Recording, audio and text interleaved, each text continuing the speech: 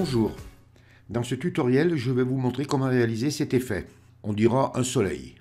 On travaillera avec les filtres, avec l'extrusion et l'onde. Alors on peut réaliser cet effet, on peut réaliser le même effet mais on peut changer les couleurs, vous voyez, comme on veut. Ou alors on peut, au lieu de faire des pointes, on peut faire des carrés. Alors je vais ouvrir l'extrusion et je vais vous montrer.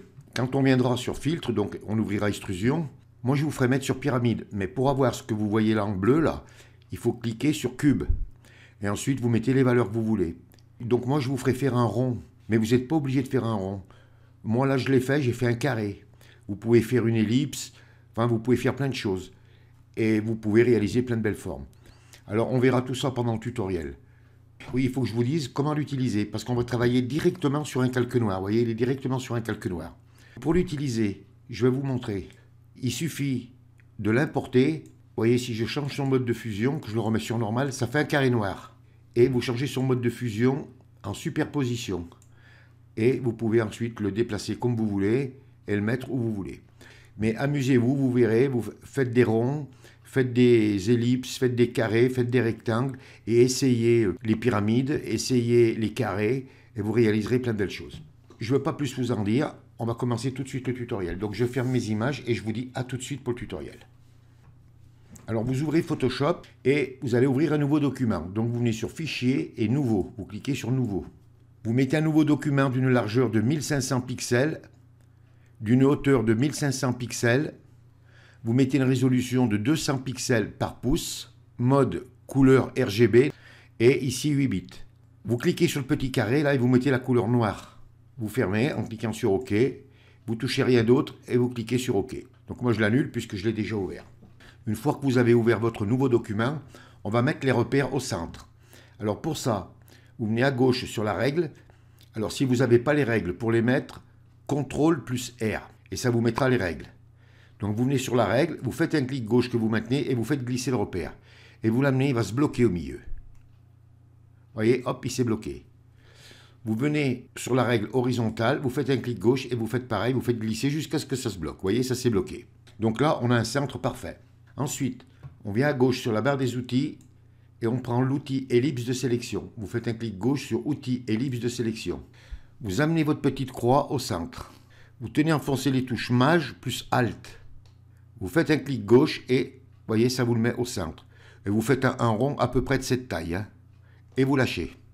Et on va y donner un contour progressif. Donc pour ça, vous venez sur Sélection, vous cliquez, et vous venez ici sur Modifier.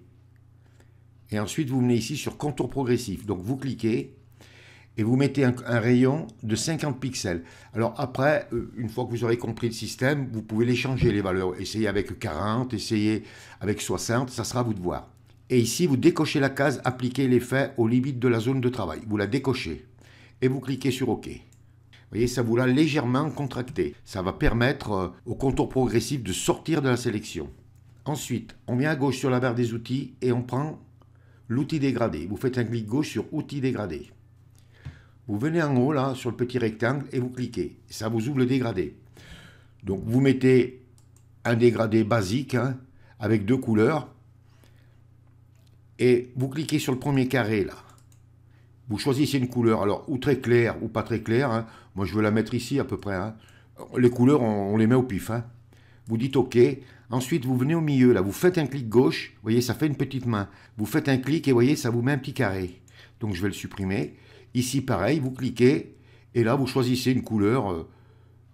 Par exemple, comme ici, un peu orangé, là.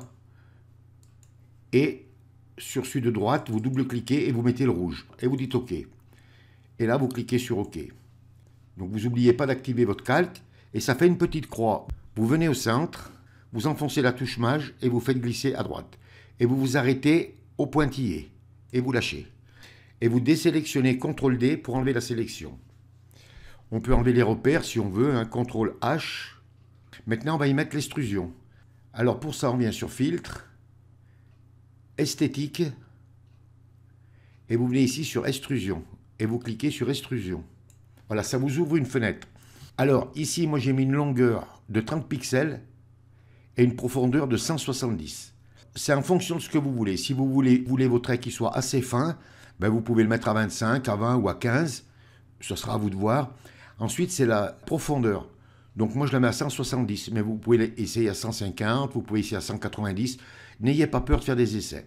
Alors pour le tutoriel, vous mettez une longueur de 30 pixels et une profondeur de 170. Vous activez la case pyramide, là. Vous cliquez dessus pour qu'elle soit active.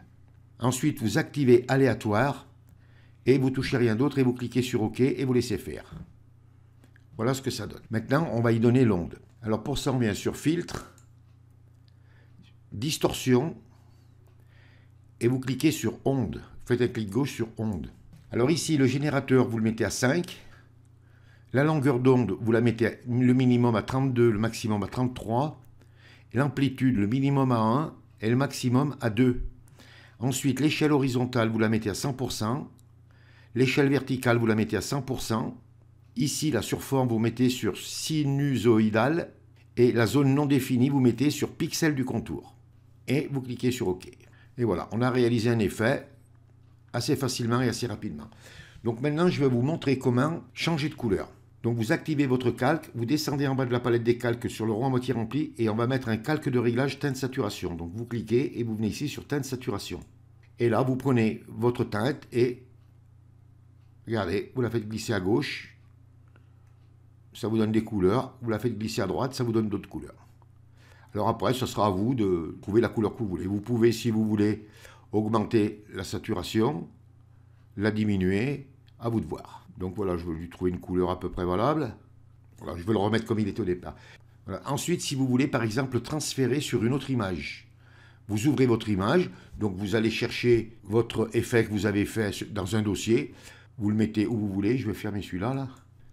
Voilà, vous le positionnez à peu près où vous voulez, hein, et vous changez son mode de fusion. Donc, vous activez le calque, vous venez sur normal, vous cliquez et vous mettez superposition. Et à partir de là, vous pouvez le mettre où vous voulez. Vous pouvez le mettre sur n'importe quel document. Mais n'oubliez pas de changer son mode de fusion superposition. Et bien voilà, c'est un tutoriel qui n'est pas très compliqué. Si vous êtes débutant, vous allez bien vous amuser et vous pourrez réaliser plein de belles choses. Et en même temps, ça vous a permis de voir que dans les filtres, voyez, on peut utiliser l'extrusion, changer les valeurs. Les ondes, on peut les utiliser aussi, changer les valeurs pour voir ce que ça donne. Et ça vous permet de découvrir qu'avec les filtres, on peut réaliser plein de belles choses. Et bien voilà, ce tutoriel est terminé. Si vous avez aimé, vous cliquez sur j'aime. Abonnez-vous à ma chaîne, ça me fera plaisir. Merci et à bientôt pour un nouveau tuto.